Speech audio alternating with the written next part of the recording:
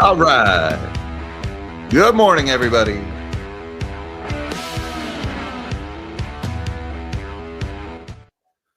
Good morning, all you magnificent melonheads of the world. Happy Friday, everybody. Today's November 15th, 2024. And unfortunately, the top story this morning is our good friends, the Federal Reserve, the central bank, those wonderful, mysterious, shady, unregulated, unoverseen, muckety-muck central bankers who just love to move us around and mess with our lives like pawns on a chessboard. Well, Jerome Powell, the head of said little gaggle of elitist pricks, he was giving a speech yesterday in Dallas, and he pretty much, I don't know if he shocked anybody. I was a little shocked at what he was admitted to say. He basically said, look, the Fed is in no hurry to cut interest rates. Yeah, I'm in no hurry. After being in one gigantic MFing hurry back in September to cut rates by 50 points, all of a sudden he's like, you know what? Nah, maybe we don't need to rush things. What the hell are they doing at the Federal Reserve? Stop messing with things. Stop effing with the whole freaking economy based on the whims and political leanings or whatever reason, all right? Now, here we are.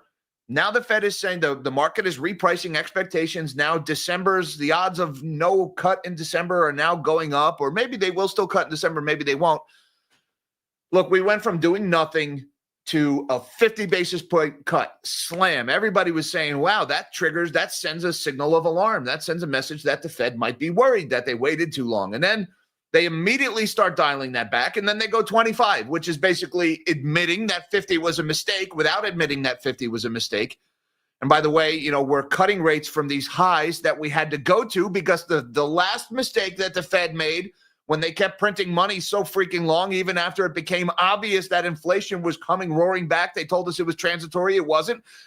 Then they had to go on the most aggressive hiking campaign since Volcker. That was a mistake. So the Fed told us yesterday, without telling us, that they made another gigantic policy mistake. We're in no hurry. Don't worry. A few months ago, we were in a big hurry. Oh, by the way, the whole political thing, why were you in a big hurry in September? And then a thing happens, and now we're not in a big hurry in November. What happened in between those hurry and then not a hurry?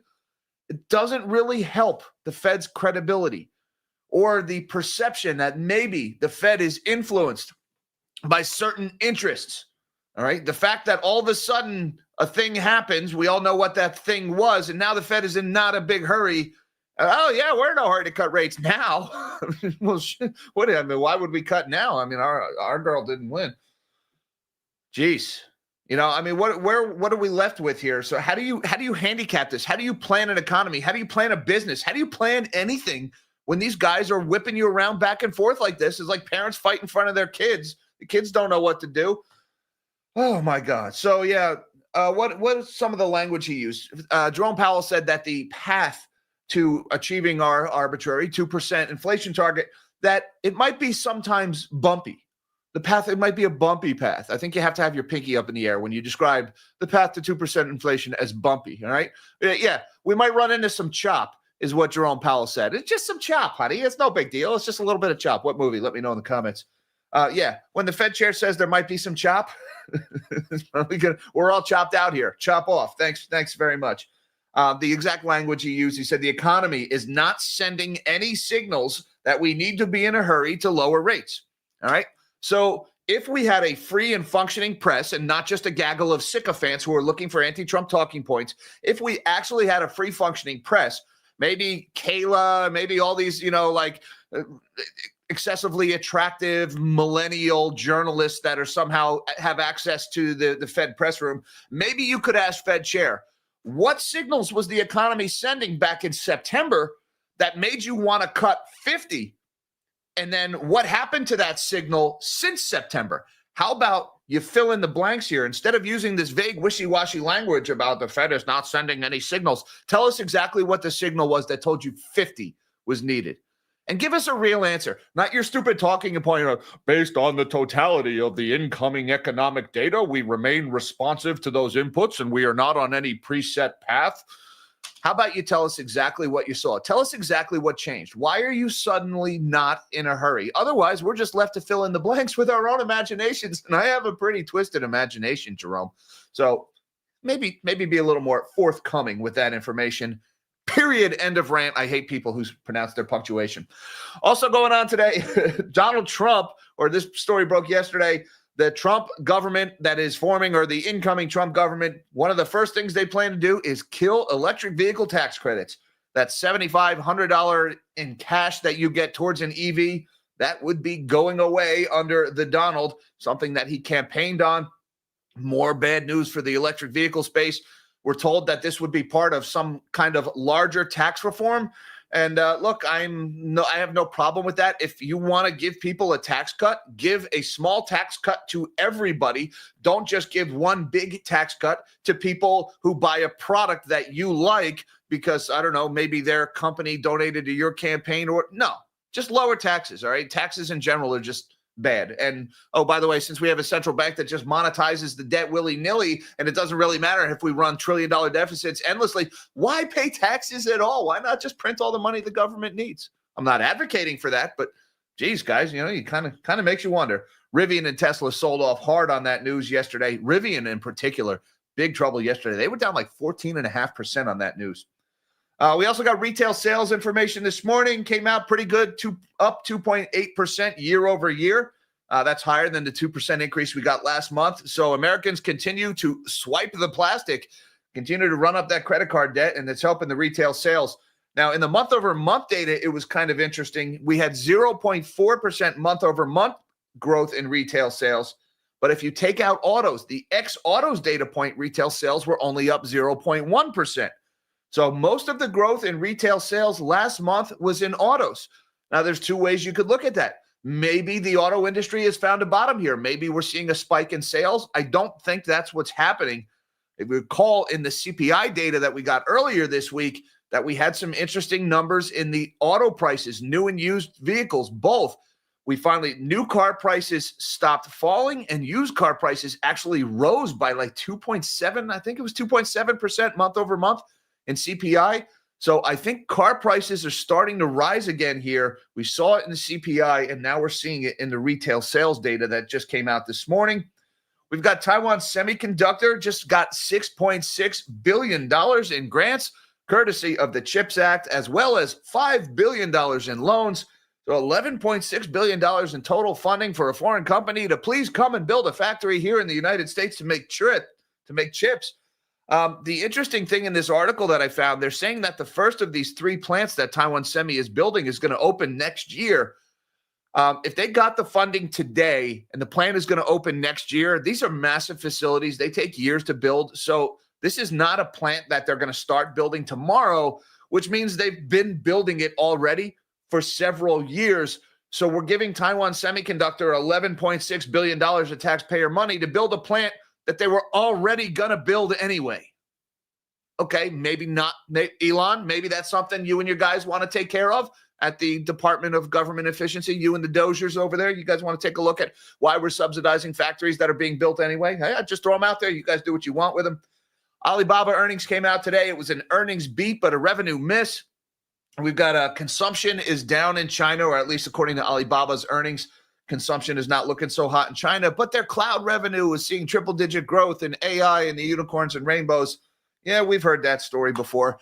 And one of the craziest stories, it's not so crazy, it's a head-shaking, stupid, like, oh my God, this is like a Jack Ryan novel kind of story. Remember the whole thing about how Israel wasn't going to bomb the nuclear facilities last month with that scripted retaliation to the Iranians, and that was a scripted retaliation to the scripted retaliation, and this stupid dog and pony show, this half-assed war that they're waging for the cameras.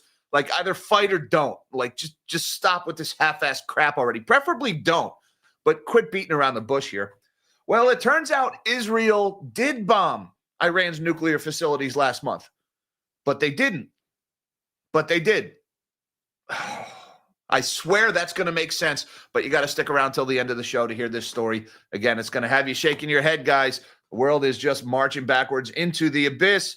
Let's shrink my big melon of a head and see what's going on in this market this morning. Don't forget that like button and the subscribe button if you're new here. Come and have your coffee with the melon heads every morning as we go through markets.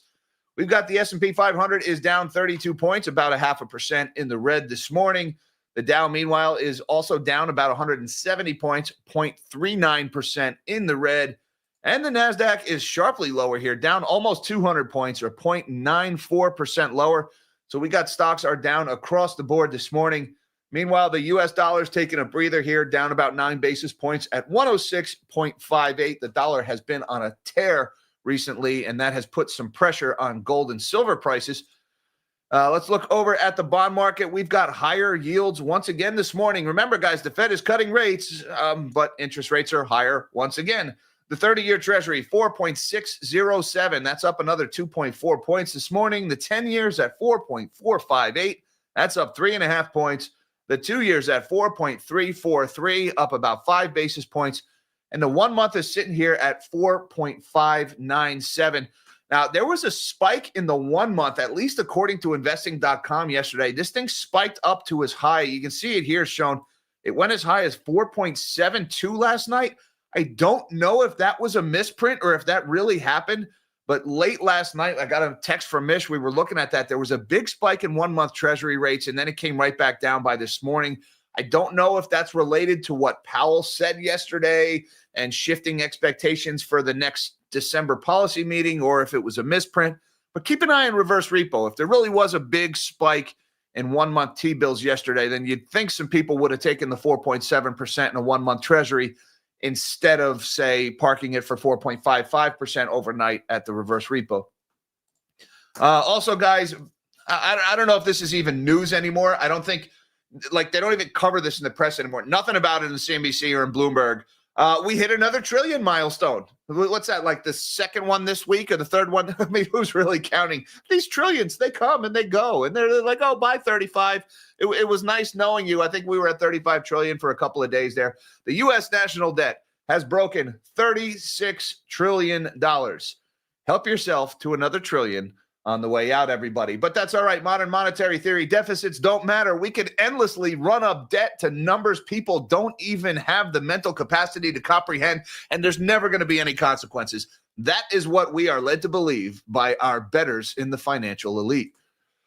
Looking over at the commodities board, we've got gold is at $2,570 an ounce this morning. That's up a couple of bucks here, $6.28, about 0.25% higher. Gold is well off its highs of nearly $2,800 from earlier this month, but it's taking a break here. Silver is also a little bit higher this morning, $30.72 for spot silver. That's up about 27 cents or 0.88%. Copper's up about 0.75%. Platinum the same. Palladium is up about 2.6%. And West Texas Intermediate crude oil for December, $68 even. That's down about 70 cents here or 1% lower. Taking a look at the Bitcoin chart this morning, we are once again fighting for that 90,000 level. It looks like Bitcoin for the last 2 or 3 days, and I use that term lightly, it's consolidating a little bit here. Nothing goes up in a straight line forever. Bitcoin is no exception to that rule. So $89,785 as priced on Coinbase this morning, off the lows of yesterday, but also off the highs that we saw on Wednesday of over 93,000 per coin. Now, we got this one this morning is kind of interesting here in Cointelegraph. Goldman Sachs holds $710 million in Bitcoin ETFs, according to an SEC filing. Now, $710 million, Goldman Sachs, that's barely a blip on their radar, right? I mean, Goldman's a big outfit. It's not a huge holding, but you got to keep in mind, guys, Goldman has been a very outspoken critic of Bitcoin over the last several years. And then all of a sudden, since the second quarter, Goldman Sachs has added $300 million to its portfolio of Bitcoin ETF holdings, increasing their exposure by 71%. All right, so in the last quarter, they increased their exposure to Bitcoin by 71%. And this is from a bank that has historically said some pretty nasty things about Bitcoin. Are they walking that back now? And, this is that wave of institutional money that we've heard so much about, that Bitcoiners have been talking about. They said, as it gains acceptance, as more institutional money is brought into Bitcoin, and there are pitfalls, by the way, ETFs. I'm not sure ETFs in the long term is going to be a win for Bitcoin. I would be surprised if it was, to be honest with you. But you can see the money flowing in here. Another $300 million just in the last few months, just from this one investment bank flowing into Bitcoin. All right, now let's talk about the main story this morning. Fed's Powell says no need to hurry. Rate cuts with economy are strong. He sees inflation on a sometimes bumpy path towards 2% target. Yeah, we might encounter some chop. The economy's strength allows the Fed to approach decisions carefully. Federal Reserve Chair Jerome Powell said the recent performance of the U.S. economy has been remarkably good, giving central bankers room to lower interest rates at a careful pace. The economy is not sending any signals that we need to be in a hurry to lower rates, Powell said Thursday in Dallas. What signals? Again, what was the signal back in September that made you go with that big 50 right before the election? And then what is that signal that has now gone away that makes you say no hurry now that the election's over? Inquiring minds would like to know, Jay Powell. The strength we are currently seeing in the economy gives us the ability to approach our decisions carefully. U.S. central bankers began lowering borrowing costs in September with an aggressive 0.5 percentage point cut and then lowered the policy rate again by 0.25 point last week. They've signaled a willingness to cut rates further so long as inflation continues to slow, which it hasn't. There's the sometimes bumpy path. Inflation was a little bit higher this week, both CPI and PPI. Powell's comments appear in line with some of his other colleagues who are advocating a go-slow approach to future rate reductions. We are on the verge of a pause, said Lindsay Pegja. I think I said that right. Chief economist at Stifel Financial Corp. Clearly, the Fed has taken out more policy firming than needed at this point. Again, what has changed since September other than inflation has gone higher again? Now, guys, I just want to show you the CME futures here. This is what the odds of the Fed policy rate being at the end of the December FOMC meeting. And right now we've got about a 38% chance of do nothing and still a 62% chance of cut by another 25. Now, I would just add that a week ago it was about the same, but yesterday, before Powell started speaking, the odds of do nothing in December were 28%. Now they're about 38%. So the odds of no rate cut are on the rise, still looking like 25 here in December. So when they say they're in no hurry, they're probably, at least as of this moment, still going to do 25 and then start doing, nothing come January. Gee, what happens in January? Is there some change in leadership or something that happens that all of a sudden maybe they're not? Anyway, maybe we don't go down that particular rabbit hole at this point. Shifting gears a little bit to electric vehicles, no pun intended. Tesla and Rivian drop on report that Trump wants to end the EV tax credit. The president-elect eyes killing $7,500 in subsidies, according to a Reuters report. U.S. auto stocks and Asian battery makers fell after Reuters reported President-elect Donald Trump plans to eliminate a key consumer tax credit aimed at boosting electric vehicle adoption. Trump's transition team has been discussing ending the $7,500 subsidy as part of a broader tax reform effort, Reuters said, citing unidentified sources with knowledge of the matter. Yeah, there's that guy, that person with knowledge of the matter. Man, this guy's everywhere. Representatives of Tesla also support ending the credit, according to the report, i.e. Elon Musk. Now, the interesting thing here is that this $7,500 subsidy will be part of a broader tax reform effort. So it sounds like what he's going to do is he's going to get rid of these electric vehicle subsidies and then use that as a savings to offset tax cuts elsewhere in the economy. That way they can have the Congressional Budget Office score it and say it cuts this much spending over so many years. My guess is they're going to use this as a pay for other tax cuts to hopefully not add further to the deficit. Repealing the subsidy, a major component of President Joe Biden's signature climate bill, the Inflation Reduction Act, would deal a significant blow to EV adoption in the U.S., which has already sputtered due to still high vehicle prices and spotty charging infrastructure. Trump has previously said he would reverse Biden's EV policies on day one of his presidency. And politicians on the campaign trail just love to overuse that day one phrase. Oh, all these things I'm going to do on day one that somehow still take them 3 years to do once they get in office. But take a look at the effect this had on Rivian yesterday.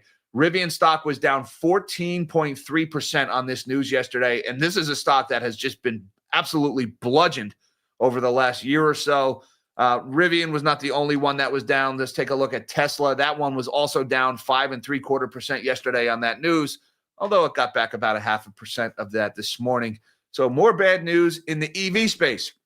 Now, speaking of vehicles, let's talk about this one. United States retail sales year over year. All right. Retail sales just came out, and there's auto is all over this one. Retail sales in the U.S. up 2.8% year over year. That is a bigger spike than the 1.7% that we had last month. I believe that was upwardly revised to 2%. But we have a nice big bump in retail sales here, roughly in line with the rate of inflation. It's all going on the credit card. We're not going to talk about how Americans are so hopelessly in consumer debt and how that's going to not end well, but they're still spending. They're still swiping the cards. Now, if we look at the retail numbers month over month, retail sales in the U.S. increased by 0.4% month over month in October. Now, that's down rather sharply from the 0.8% increase we had last month. But here's the thing about the month over month number, 0.4. Now, look what happens when we strip out autos. U.S. retail sales ex autos month over month, just 0.1%. So almost all of that 0.4% increase in retail sales was spent on cars in the last month. And that is roughly in line with what we saw in the CPI. Used vehicles had a sharp increase in price last month. It came out of nowhere. It was something like 2.7% increase in the price of used cars and trucks. And you can see it in the retail sales numbers. Most of the growth in retail sales was in autos. So have car prices found their bottom here? I hope not, because cars are still wildly unaffordable, and there's all kinds of problems in auto finance, people not making payments on those 21 and 22 vintage car loans. It's causing trouble for banks and credit unions. Well, some signs of life perhaps in the auto space here. Now let's talk about this one. Taiwan Semiconductor secures CHIPS Act funding for 3 Arizona plants. Oh no, Orange Man is coming back. Everybody hurry up and spend the money before they take it away. Taiwan Semiconductor Manufacturing, a company integral to modern chip making, is being awarded up to $6.6 billion in CHIPS Act funding, the U.S. Commerce Department said on Friday. Besides the direct funding, Taiwan Semi will also be eligible for up to $5 billion in loans. $11.6 billion in taxpayer money. The award will support the company's planned investment of more than $65 billion in 3 greenfield leading-edge fabs in Phoenix, Arizona, and will be dispersed based on the completion of project milestones. The government said it was the largest foreign direct investment in a greenfield project in U.S. history. The first of 3 facilities is set to open next year, which means this facility is going to open whether they get this money or not. Why are we subsidizing factories that are already built? I would like to know that. Seems like that was not money well spent, but I digress. The 3 fabs are expected to manufacture tens of millions of logic chips that will power products like 5G, 6G smartphones, autonomous vehicles, and high-performance computing and AI applications. Hurry up and spend the money, guys. You got to build these big fabs and these build factories, and just in time for the AI bubble to burst, and then the demand for those chips falls out from under the floor, and then we have these big multi-billion-dollar factories that don't make any money, and then Taiwan Semi can default on the loans, and the government is left holding the bag. It'll be great. You're going to love it. Shifting gears again to Alibaba, the stock climbs after earnings. AI demand is riding to the rescue. Alibaba stock rose Friday after a timely AI boost to the company's cloud business helped the Chinese online retailer overcome a slump in consumer spending. Now, that slump in consumer spending, there were some articles this morning about China actually saw a little bit of a bump in consumer spending as a result of some of the stimulus, which hasn't actually been paid out yet. So I'm a little doubtful of those Chinese retail spending numbers this morning. But Alibaba here is saying now the consumer didn't do so well in the last quarter. Adjusted earnings per American listed share were $2.15 on sales of $33.7 billion for the quarter ended September 30th. While earnings beat estimates, revenue fell short of expectations. Let's see. Revenue in the quarter was up 5% from last year, though driven by improving monetization of Taobao and Tmall, the online shopping platforms owned by Alibaba. Revenue from Alibaba's cloud business grew 7% compared with the same period last year. Growth in our cloud business accelerated from prior quarters, with revenues from public cloud products growing in double digits and AI-related products revenue delivering triple-digit related growth. Triple-digit growth from AI products and cloud. Was it really triple-digit growth? I mean, this triple-digit growth, is it in the room with us now? I mean, I'm asking because Supermicro, I mean, they're going to get delisted tomorrow probably, or maybe we'll hear about it on Monday. I don't know if they delist over the weekends. Did they work weekends over at the NASDAQ? But yeah, call me skeptical of this triple-digit growth, considering one of the biggest players in AI is proven to be a gigantic freaking fraud. Alibaba holdings right now down about 0.3% here, trading at $90 for their American-listed shares here. That's down about 34 cents. Now for this one. All right, now this was a story in Axios. It's paywalled, so I got to go to MSN to get it. Oh, look, eBay ads for NVIDIA H100 GPUs. I'm sure that's not a sign of horrible things to come in the AI bubble. Why are we seeing Google AdSense ads for H100s on eBay on my article about Israel? Anyway, that's beside the point. Insane demand. Just ask Jensen Huang. That's why they're for sale on eBay. Officials say Israel destroyed active nuclear weapons research facility in Iran strike. This is just 2 hours ago. This is like fresh news. Wait a minute. The Israelis bombed the Iranian nuclear facilities with that scripted counterattack last month? What? Do you remember all the talk about if the Israelis hit the nukes, how the Iranians are going to retaliate and shut down the Strait of Hormuz and hellfire and all that stuff? And President Biden was like, don't worry. We gave him a bunch of missile systems and we gave him all this other stuff to convince him not to hit the nuclear facilities. Well, it turns out they hit him anyway. But it turns out they didn't hit him anyway. What? Trust me, guys, this story. The Israeli attack on Iran in late October destroyed an active, top-secret nuclear weapons research facility in Parchin, according to 3 U.S. officials, 1 current Israeli official, and 1 former Israeli official. Wow, we've got 3 unnamed officials, former and current. I mean, okay, nobody names their sources anymore, but there it is. The strike, which targeted a site previously reported to be inactive, significantly damaged Iran's effort over the past year to resume nuclear weapons research, Israeli and U.S. officials said. So wait a minute, guys. What's going on here? The Iranians said, if you hit the nukes, we're going to retaliate. And the Israelis said, we're not going to hit the nukes. And then they hit, and they supposedly didn't hit the nukes. Now they're saying they hit the nukes. What is going on here? Well, it's reading between the lines, all right? When Israel prepared its retaliation for Iran's massive October 1st missile attack, the Telegan 2 facility was chosen as a target. This is the facility that they just bombed. President Biden asked Israeli President Benjamin Netanyahu not to attack the Iranian nuclear facilities in order to not trigger a war with Iran, U.S. officials said.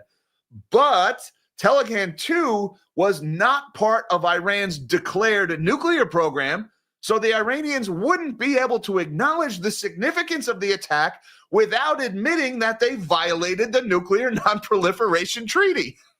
The strike was a not-so-subtle message that the Israelis have significant insight into the Iranian system, even when it comes to things that were kept top secret and known to a very small group of people in the Iranian government, U.S. officials said. So what happened? Well, did we blow up the nuclear facilities? Yes, we did. The Israelis blew up the nuclear facility, but it's a nuclear facility that the Iranians swear doesn't exist and has not been running. And so the Iranians can't be like, hey, you blew up my nuke that you said you weren't going to blow up, without admitting, whoops, let the cat out of the bag. I've been building nuclear weapons this whole time. So sorry. My Iranian accent was horrible, and I guess that's a little racist too, now that I think about it.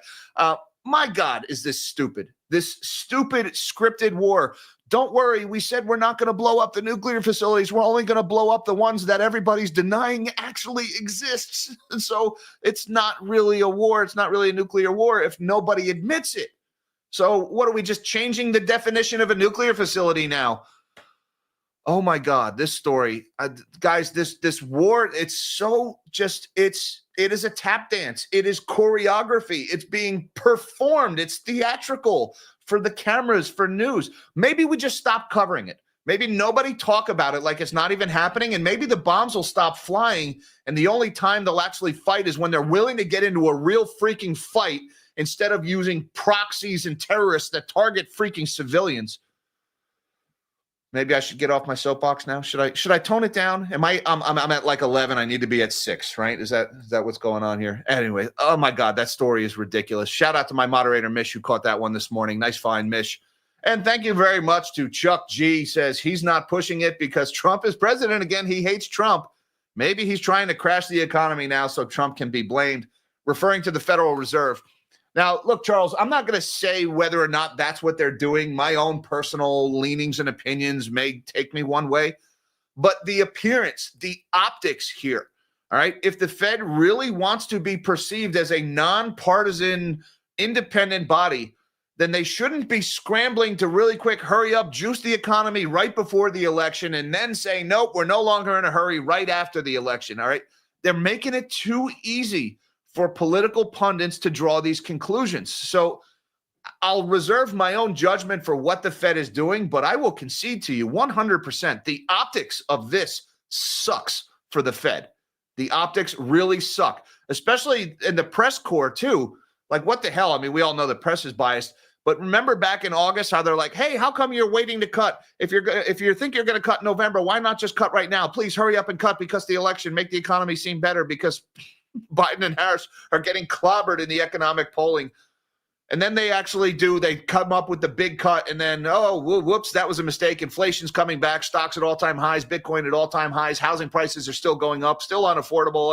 Okay, then we'll do 25. And then they're like, oh, well, I guess maybe we won't admit that we made another policy error. Now we'll just say the path might be bumpy, and we're going to take our time. The optics suck here, Charles. And I can't blame you for drawing those conclusions. It makes sense. It makes perfect sense. Thanks again for supporting the channel, sir. And thank you, JJ Watt, who says, feels like Powell is putting the final touches on the economic ticking time bomb, possibly set to go off 2 years. Look, guys, I am very amazed that this ticking time bomb has not gone off yet. It started to go off last March with the bank failures, but the Fed put the kibosh on that. They started their bank term funding program, which is, by the way, that dropped big over the last couple of days. Those loans are aging out. The Fed would not let the economy collapse. They turned on the money printers again, and they started pumping liquidity into the markets. The Treasury was happy to help them. They did all these sleazy things to try to prop up the economy and keep things stringing along. Yeah, I do believe that Mr. Orange has been handed a ticking time bomb. Now, that's not to say he is innocent in this. Guys, I spread the political hate equally around here, all right? Let's not forget that most of that money printing happened under the Donald, all right? Most of the big Fed programs during the vid happened while Trump was still in office. Trump did not complain about them. Trump encouraged them, and then Trump was happy to take credit for the rising stock market when it happened. So I don't think Orange Man is innocent in this whole thing. That being said, I do think it's going to blow on his watch, and I do think he's going to get the blame for it. He doesn't deserve all of the blame for it. He deserves some of the blame for it, but the other guy does as well. Thank you very much, JJ Watt. And thank you, too, the Nashville Pasta Man. Good morning. Your Rivian just went up 10%. Nashville, are you pulling my chain? My Rivian. I ain't got no Rivian, Lieutenant Dan. Let's see. What is Rivian doing? Did it really go up 10%?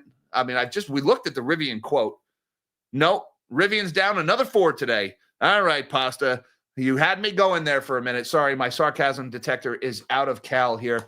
Rivian was down 14.5% yesterday. It's down another 5 and falling. Wow, look at this thing falling in real time. Rough day for the EV stocks. And look, I've been throwing shade at EVs ever since the days of Kathy Wood is the next big thing. All right, I've been saying EVs have been in a bubble. They make sense for some people in certain select markets, but for most people in most of the country, it's a stupid idea that makes no sense. Yeah, that's just my take on EVs. No secret there. Thank you very much, Pasta Man, for supporting the channel and for making me look. You made me look. You got me. And Eduardo Garcia, thank you, Eduardo, for supporting the channel. He says, I think people were watching interest rates fall, and when they started rising again, they jumped into the car and housing markets. Maybe a little bit of FOMO in the car market. It's possible when they saw rates start to rise again. You know, everybody was talking about rates are going to fall, that rates are going to come down, and then the Fed does cut rates, and rates do nothing but go higher. Which, by the way, what is going on? Is that like a rebellion in the bond market? Is it bond vigilantes, or is it just risk on? I'm not entirely sure what it is. But you know, either way, guys, interest rates, they're going higher. That's bond prices selling off. People are dumping their bonds, sending prices lower and rates higher. Could that be causing some people to FOMO into the auto market because, well, it's going to be more expensive next month? Maybe. Honestly, I don't know what to make of those rising car prices. I really don't. I don't think there's suddenly more demand for cars. There's fewer cars on the road, and the cars that are on the road are getting older and they're breaking down more. So it's possible that we've just reached that baseline where people, they have no choice. They got to get to work. They got to buy a car. You know, millions of cars have come off the road in the last 5 years, and I'm sure Greta and her little gaggle over in Europe of globalists that want us all to eat bugs, I'm sure they're celebrating that misery that has everybody going down to one vehicle instead of two per family. But is that driving people to buy in the housing market? No, I don't think it's affecting the housing market just yet. We did kind of hit that floor in mortgage applications. That data came out yesterday. Remember, there was like a 0.5% increase in mortgage applications. So, the more I think about it, maybe people are throwing in the towel and just giving up on those rates ever coming down. It's entirely plausible, Eduardo. The more I think about it, it's making more and more sense as I sit here. So I will give you 100 million melon coin for the very thought-provoking comment. And thank you, sir, for supporting the channel. I appreciate that very much.